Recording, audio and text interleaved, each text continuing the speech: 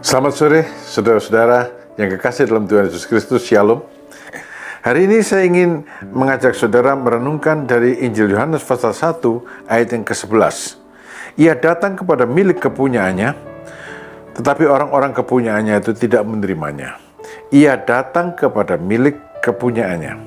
Saudara, kita sudah di akhir tahun, sebulan November nih. Bulan depan kita akan merayakan hari Natal.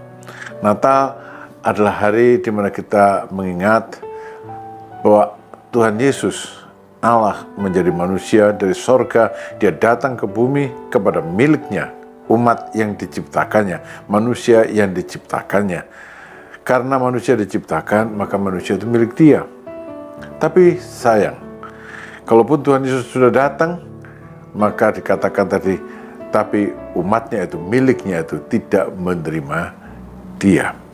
Saudara-saudara, dalam Alkitab ada raja-raja Israel yang dianggap melambangkan Tuhan Yesus, yaitu Daud. Daud melambangkan Tuhan Yesus dalam hal karakter, menggembalakan, kesetiaannya, ya, ketulusannya kepada Tuhan. Dan kemudian yang kedua adalah Salomo, anak Daud. Yesus pun disebut anak Daud. Saudara, dalam kitab Raja-Raja dituliskan di situ tentang Salomo, yaitu bahwa satu, dia membangun bait Allah yang mulia, ya, luar biasa di Yerusalem. Tuhan Yesus melampaui Salomo. Karena apa? Bait yang dibangun di Yerusalem oleh Salomo bagaimanapun juga mulianya hanya terdiri dari batu, emas, kayu, barang-barang yang fana, dan bait itu tidak bertahan. Ya, setelah beberapa ratus tahun bait itu diruntuhkan oleh Nebukadnezar dan lenyap, sehingga harus dibangun kembali. Dan dibangun kembali, perlu direstorasi.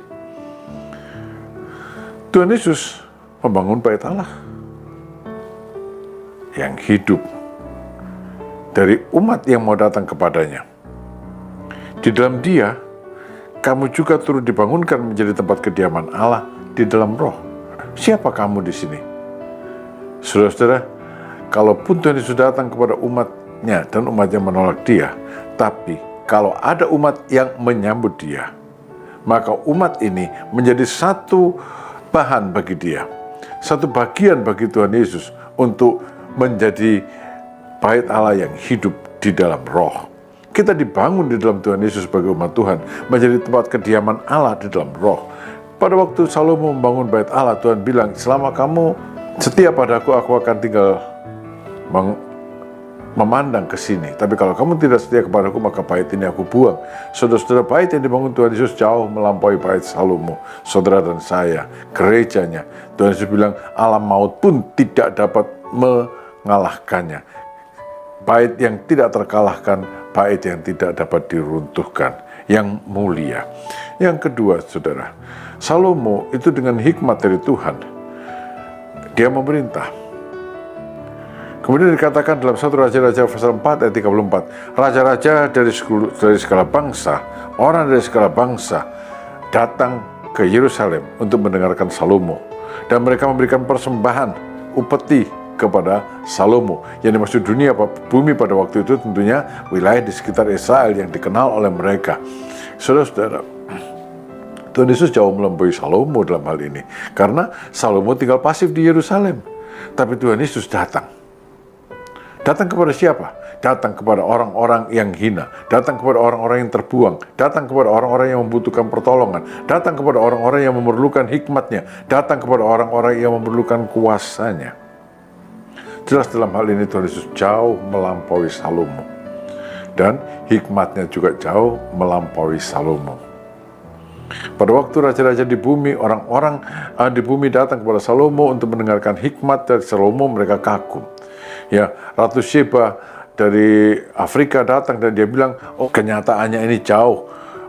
Yang aku dengar belum separuhnya. Saudara-saudara, kalau saudara menyambut Yesus, dia datang kepada saudara, saudara menyambut dia, maka saudara akan mendapatkan bahwa dia menjawab seluruh masalah-masalah kita dengan sempurna, dengan hikmat yang jauh melampaui hikmat Salomo. Saudara-saudara, dia datang kepada miliknya, sambut dia. Ya, orang-orang harus datang ke Yerusalem, tapi sekarang dia yang datang kepada kita. Jelas dia jauh melampaui Salomo dalam hal ini. Dan dia juga bilang, setiap orang yang datang kepadaku, aku tidak akan menolaknya. Saudara yang kekasih, dalam hal kemurahan hati, jelas Tuhan Yesus melampaui Salomo.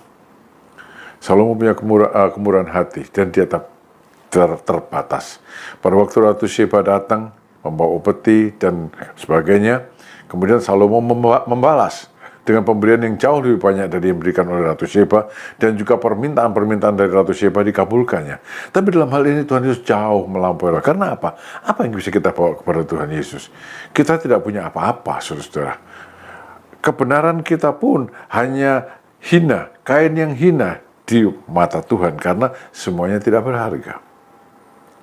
Kita bisa datang kepada dia tanpa membawa apa-apa. Tapi toh dia berjanji begini, kalau ada yang kita bawa dari ketiadaan kita ini, kalau ada yang kita bawa dan kita persembahkan kepada dia, maka dia bilang, aku akan membalasnya kepada kamu berlipat ganda dalam takaran yang tidak terbatas. Karena gini, kata-kata dalam takaran yang ditekan-tekan sampai melimpah keluar, kita akan menerima jauh lebih banyak daripada itu.